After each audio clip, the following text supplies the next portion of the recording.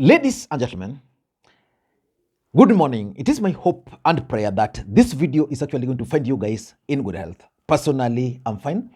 Kisumu is also fantastic. It actually rained and the weather today is terrific. William Samoei Arap Ruto, the President of the Republic of Kenya, is currently, by the time of doing this video, witnessing the swearing in of the new Chief Administrative Secretaries, which he appointed the other day. I'll do a comprehensive analysis about that swearing in ceremony because you remember the Speaker of the National Assembly refused to vet them. And yesterday night, William Ruto decided in his own wisdom to announce that the guys are now appointed. And today in the morning, Kenyans woke up to that swearing in ceremony. But after State House, William Ruto is expected to fly straight to Kisii. In this video, I want us to do a critical analysis of William Ruto's visit to Kisii, which is going to be 3 days. Before we do that, in case you are watching this channel for the first time, please don't hesitate. Just press that subscribe button now so that next time we produce a video like this, YouTube will automatically notify you. And to the subscribers, I want to continue thanking you guys for your continued support. Now, let us get back to the main issue. William Ruto is embarking on a 3-day visit of Kisii, Nyamira, and Nyanza, basically Kuria region. The visit by Ruto, in my view, is significant. William Ruto intends to achieve certain objectives during that particular tour. But what has caught my attention is the way Azimio think tank are monitoring William Ruto's visit to Kisii. The first question which we should ask ourselves, why is William Ruto visiting Kisii? And then the next question which I'm going to answer is why Azimio are keenly monitoring William Ruto's trip to Kisii. Let us just begin by why Ruto is visiting Kisii. I have only 3 reasons for now. The first reason is that William Ruto is actually keen on consolidating Kisii. Why is he consolidating Kisii? William Ruto believes that he can actually snatch Kisii from Raila Odinga. And Raila Odinga is currently disadvantaged in Kisii because his man, Simba Arati, is not very steady. It's not the usual Simba Arati who was a member of parliament for Dagoretti North. William Ruto has managed to snatch from Raila Odinga, Janet Ongera, and the former governor, James Ongwae. Again, if you monitor Kisii again, Raila Odinga had intended to rally them around Matiangi. Matiangi was frustrated, so William Ruto is going to Kisii to try and consolidate that support because he believes he can easily snatch the region from Raila Odinga. And that is actually the main reason why he is going to Kisii. The other reason why he's going to Kisii, in my view, is for development projects. But these development projects cannot take President Ruto to Kisii. Some of them can actually, like launching a 30-kilometer road. That's not a big deal for the president, but he's going there for those development projects so that those projects can be used by his team in 2027. And lastly, I think William Ruto is, just like I've always explained to you guys, William Ruto is keen on Western Alliance. He believes that Raila Odinga is going to support Kalonzo. So if Raila Odinga is going to support Kalonzo, Kalonzo might perform well in the mountain. And of course, the mountain is no longer excited about Ruto the way they used to be. The other day you saw that lady who was really regretting why they couldn't listen to Uhuru Kenyatta. So William Ruto's mission really is to have Kisii on his side, have Loya on his side, which is trying to do so hard, and then to some extent have the coastal region, so that even if a section of the mountain will go with Kalonzo, he also hopes that he can, as long as Raila will not be on the ballot, he can gain certain percentage. And that's why he's focusing on this alliance. But why is Azimio so keen on William Ruto's visit to Kisii? That is the most important thing. For me, they are keen because number one, Matiangi factor. Will Matiangi join William Ruto today? That is what most Kenyans are trying to ask.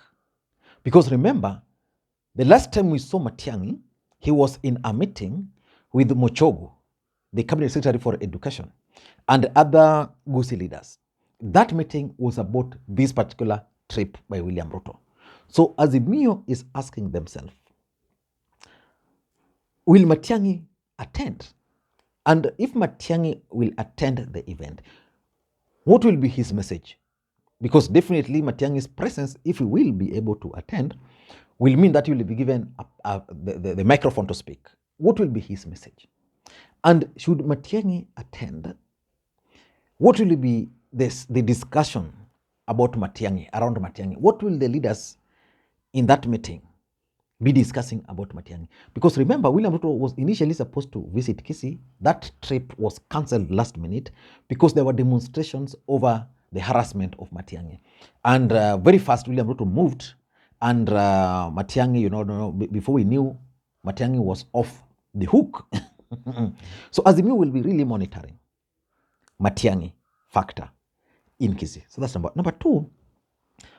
Azimio are also concerned about Simba Arati. Raila Odinga's idea of bringing Arati from Nairobi to Kisii was because of his ability to mobilize. In fact, if there's one thing Azimio supporters are missing in Nairobi, is Simba Arati's mobilization skills, how he used to mobilize his people during events like Mandamano. So Raila Odinga would have expected Arati to play a big role, especially during these Mandamanos. But what is Arati doing? He's not coming out clearly. The last Mandamano, which was on Monday, Kisii demonstrated, but Arati was not really part of the thing. So they'll be monitoring Simba Arati, just to listen to Simba Arati. What will be his message to Raila Odinga? Is he going to ask Raila Odinga to withdraw from Mandamano? Or is he going to tell Ruto to talk to Raila? So Azimio will be really monitoring whatever Simba Arati is going to say, what Ruto is going to do, the body language between Simba Arati and William Samoei Arap Ruto. So that's number two. Remember, in Mombasa, Ruto is doing the same. And the governor there, as much as he's attending Ruto's event and attending Raila Odinga's event, you could feel that he was not fully into Monday's Mandamanos. Like if Joho were the governor, you would have expected Mandamano to be in Mombasa. So that's number two. Number three, Azimio are also interested in this particular trip because it's coming at a time when we are witnessing a tensed political moment. So they are Mandamanos. They'll be listening to Ruto. What will William Ruto be telling the country? What will be his message to the nation? Is he going to dismiss Raila Odinga? Is he going to dismiss Azimio? Because this is basically his first, I tend to think, from Monday, this is going to be the first political activity William Ruto is going to engage in since the Mandamanos. We've always just seen him in Nairobi addressing meetings here and there, but this one is definitely going to be the first one. So what message will he be telling Kenyans? Because we now have a political platform. You see, the other ones he was addressing the business people during some event at the Nairobi Stock Exchange. The other time, I think he was also meeting with some businessmen or launching something. For the first time, William Ruto will now have the opportunity to respond to Azimio. What will be his message to the country? Is he going to dismiss Azimio? Is he going to threaten Raila Odinga? Is he going to order the arrest of Raila Odinga from Kisii?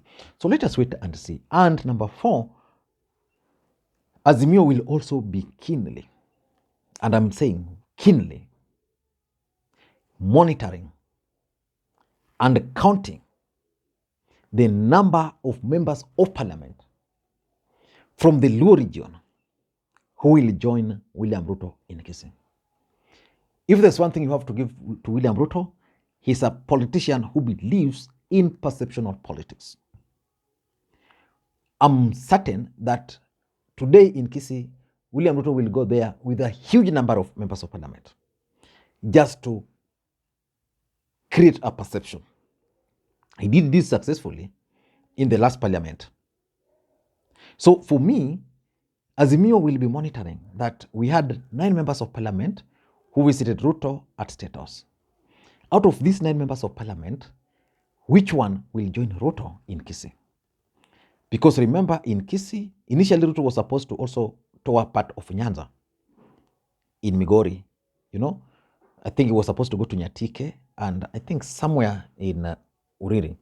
But those were cancelled because the tension is a bit high on this side. But how many members of parliament? Will Elisha of Game join him? Will Jalango join him in Kisii? Will Nyamita, who is a close ally, who is a very close friend of mine, join him? Will Polabur join him? You know, Polabur, for example, disagreed with Raila Odinga because he was removed from the budget committee. Who else? Which other member of parliament? Karoli. Will Karoli join him? Which other member of parliament? The rule is, will Ojienda, the senator for Kisumu, join him? And the biggest question, if they will join him, what message will they be telling the Luo nation? I'm sure 1 or 2 or 3 members of parliament from Luo will join Ruto. And if they will not join Ruto, rest assured that Ruto will ignore them. And Ruto will now start what he has begun, what I'm seeing him doing currently. And lastly, Azimio will also be monitoring the ground. You know, siasa, you can do whatever you want, but politics is ground. Politics is local. How will the people of Kisii respond to Ruto? How will they receive him? Of course, the ground will be heavily mobilized for Ruto, because I know William Ruto would want a situation where he goes to Kisii in a very big way.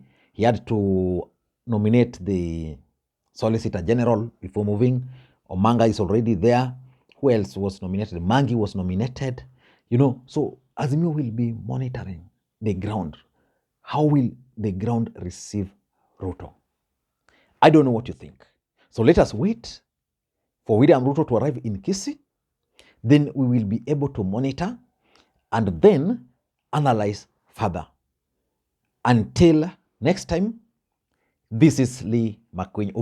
I know if you've reached this point, let me know. Luku iko aje? Just tell me vile luku iko today. Thank you and may you have a good day. By the way, tell me vile luku iko if you reached this point. I'll know those who reached this point. And as usual, you know, I don't take it for granted. You'd see like right now it's around 13 minutes, 20 seconds. If you can take your time to watch this video up to that particular point, for me, that's the most important thing. So the only thing I can tell you is that please stay safe. Come back tomorrow. On Friday, we are going to have our live show. So for those who normally watch the live show, please prepare. We are going to be live again on Friday and every other Friday. Thank you guys and may you have a good day. Bye-bye. Go on, Odira. Professor, good friend of mine. Enjoy your day, man.